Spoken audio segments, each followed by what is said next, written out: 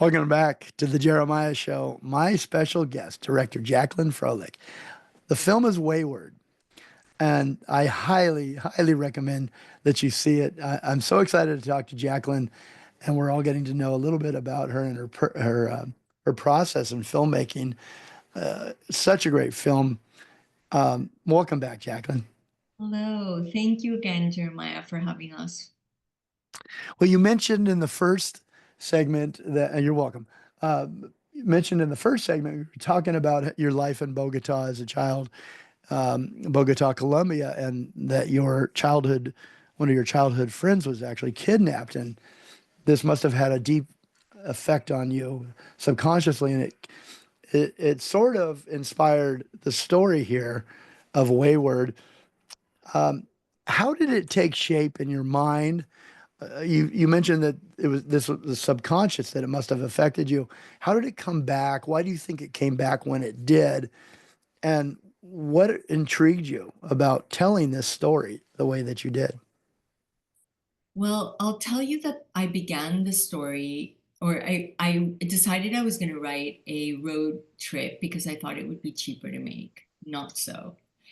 If any of your listeners have never made a film and want to make a road movie for their first movie, don't do it.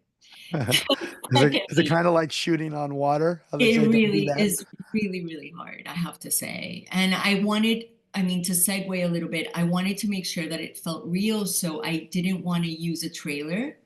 I wanted to be shooting the movie with the actors actually driving.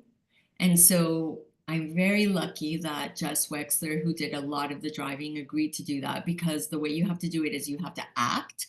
And then at the same time, you have to have a camera on you from behind. Be careful that you don't crash the car, because and she was weaving in and out of the highway. So that was really impressive. But yeah, initially I started the story thinking it would be cheaper to make a road story. Then I wrote it from the mother's point of view and it didn't work.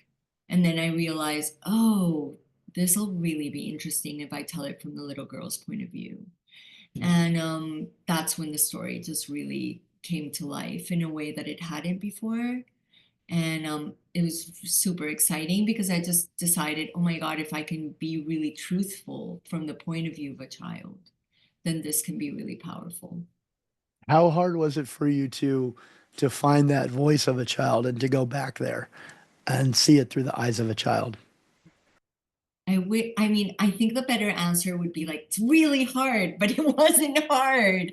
I mean, I don't know what that says about me, but it wasn't hard. Yeah, I felt like it's a voice that's still inside of me. It's a voice that's in most of us. And I think it felt really good to sort of let her speak, you know. How many rewrites did you mentioned you started with the mom and then you went to the daughter?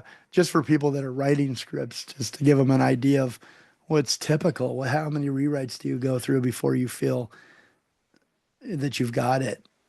You know, Was it easy to write or did it reveal itself to you slowly?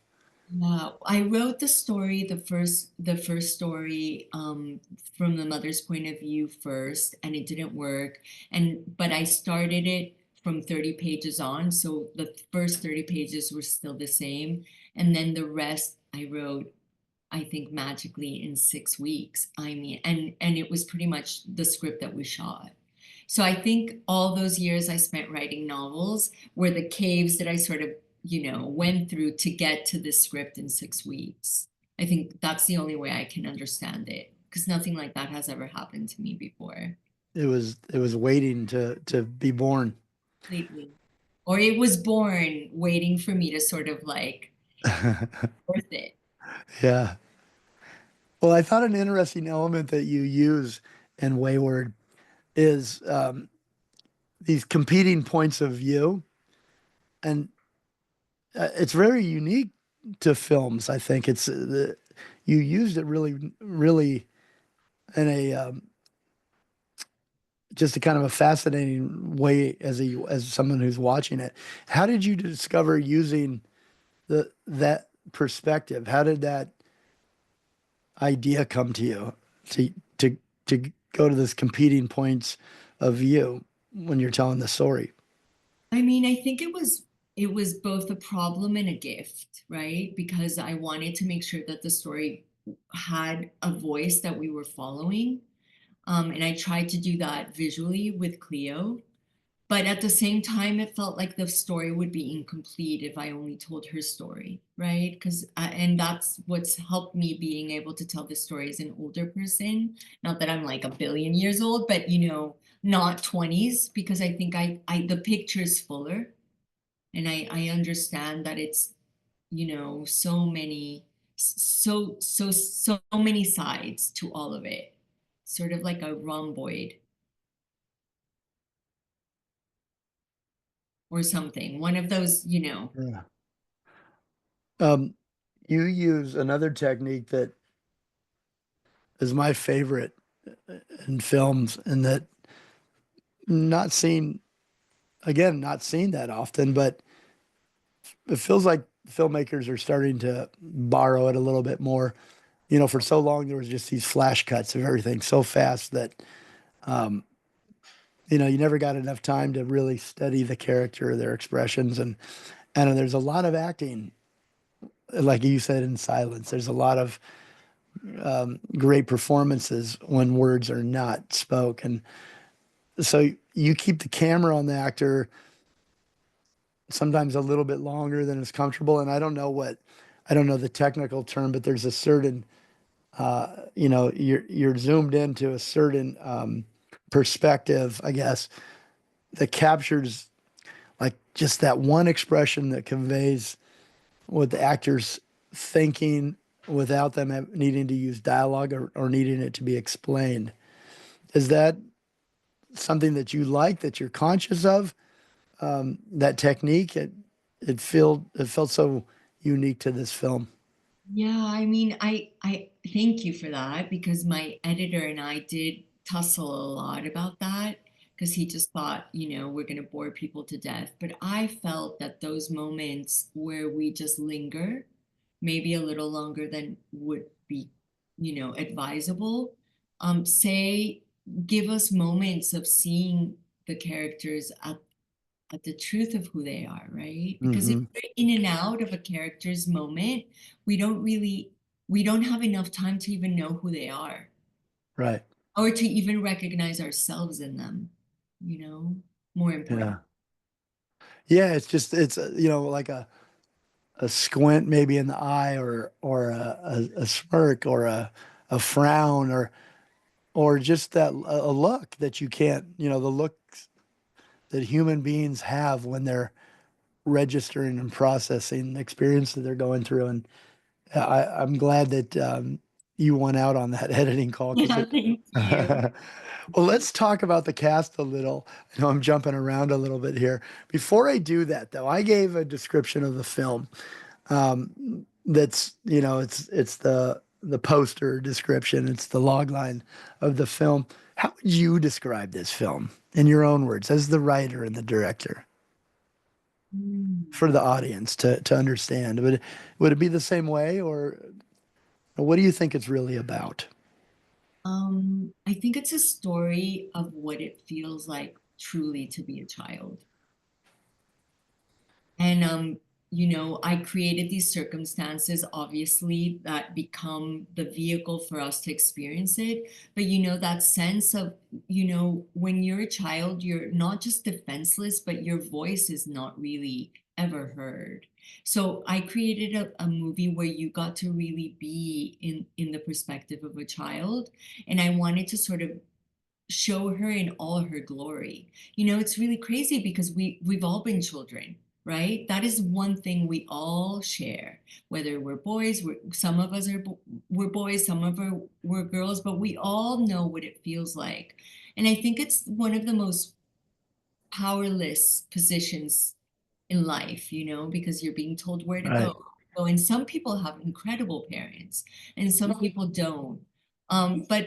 But I wanted to just not, sorry, my There's dog your co-host. is participating here. He I had want he had to say, something to yeah, he's add. agreeing with me. The point I wanted to say is I wanted to ex just not showcase that the statehood of childhood, but do it in a way that was beautiful. You know, usually that's done so over dramatically. The lighting is bad, the cinematography is not beautiful. Like I wanted to have her in all her glory and have it be crown her in all this light and just give her the center stage. Yeah, the Cleo, the actress that plays Cleo is Chloe Guidry. She was so good in this. I I see some awards coming her way. Do you feel that same way? Oh, she's I mean, her performance is just incredible. How old was she in this when you filmed it? she was 13 when we shot it. 13. She's She extraordinary. plays 11 very well. Well, two scenes that I love where she starts to she's fascinated by I don't know, I don't want to say her kidnapper, but I don't want to give anything away. That's what I don't want to do. But Orbison, Jessica Sula, she's watching her put the way she puts syrup on pancakes, the way she, strings it along rather than pouring it along. And this looks like one of the first times maybe she captures her attention and she's fascinated by her. And then the second was with the cigarettes. And I just love when her mom catches her. She had told the, she had told Orbison that she was 14 and her mom snitches on her and says she's 11. And she turns around without even hesitating and says, she said, "You lied to me." And she said, "No, I didn't." I Yeah. just love that.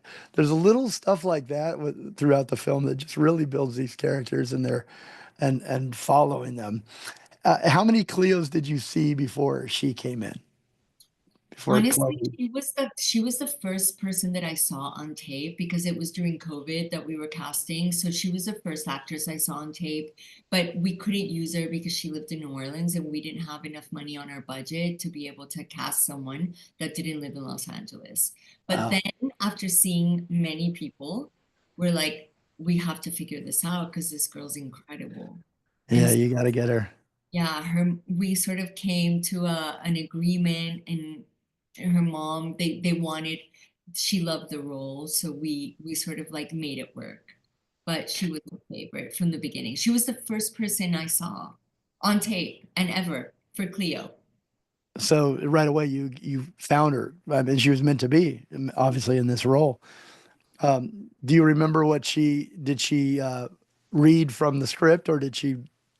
What was her audition tape? Was there Well, I a mean, scene that she did that yeah, captured you? we did the audition tape where the scene where Orbison is recognizing that there's something more to what why she came back, you know, like what it is that happened, that there's something else going on. And she sort of like gave Orbison the finger. I don't know if you remember that Yeah. scene. But there was some way in which she gave her the finger where you just could feel the bitterness. And bitterness is deeper than hate, you know, it's where all the currents of sadness live. And so I was like, Hmm. that was extraordinary because she's not just giving her the finger. She's just in that moment saying everything about her own, you know, situation. Hmm. So I was So a huge fan right away. there are so many scenes like that again that happen quickly, but happen naturally and are and come at a pace that it never, you set out to not to tell a story from the view of a child without um, over dramatizing it and doing it Hollywood, putting Hollywood's spin on it. And that's an example of a scene that just builds these characters and you start to follow along. Arlene, the character of Arlene, she's Cleo's mom. It's played by Jess Wexler. Yes. Again, Cleo is played by Chloe Guidry. Orbison, the kidnapper, Jessica Sula, and then Frank, who's also Jessica Orbison's boyfriend. Frank is the kidnapper as well with Will Britton. Um, was it when you were looking for a someone to play Cleo? Were you looking for someone that it was very expressive? Do you watch her? I mean, how do you? know that she's Cleo? Were there characteristics you were looking for as a I mean, director? I have to say that I wasn't like looking for specific characterizations as much as like someone that was truthful, in her Hmm. responses. I think picking the right actor is probably one of the most important, if not the most important job as a director. That is, if you pick the right people that are really willing to be brave and expose parts of themselves, then half your job as a director is, in my opinion. And this is only my first film, so I don't know everything, but I think that's really a huge part of your film succeeding is picking the right people, and they might be gifted actors but just not right for the parts Right. that Well, you. this cast is just exceptional in every way. Each person that you cast was there a casting director that you want to give credit to, or Yes, Emily Schweber, she's incredible. She just is a gifted casting director. I don't yeah, think casting directors get enough credit for the job they do, but they have to go inside the film and really extract what's at the core of it in order to go out and gather people for you to see as a, you know, for you to audition. So she's extraordinary, wonderful person to work with, and also just like authentic and truthful person. So um, I think that made a difference in terms of she who got you. she She got really it. got you. She got it, and she got me. Yeah. Mhm. Okay, we're talking with director Jacquelyn Frohlich. The film is Wayward. Sometimes getting lost is the only way out. The film Wayward follows 11-year-old Cleo, excuse me, who becomes enchanted by the charismatic female hitchhiker her mother picks up as they drive to their new home in Los Angeles. And when Chloe and the hitchhiker form an unlikely bond, the line between kidnapping and running away becomes dangerously blurred. The film is screening in various cities. I'll put that in our copy here so that you can find out where you can see it. It will be also streaming everywhere. March 28th, right? Did I get that right, Jacqueline? Yes, correct. From memory? Okay, good. March 28th, I'm going to remind you and encourage you to all go see this film wherever you can see it. You will not be disappointed. I promise you, you're going to love Wayward. Again, director Jacquelyn Frohlich is my special guest. We're going to take a quick break. We'll be right back. Don't go anywhere.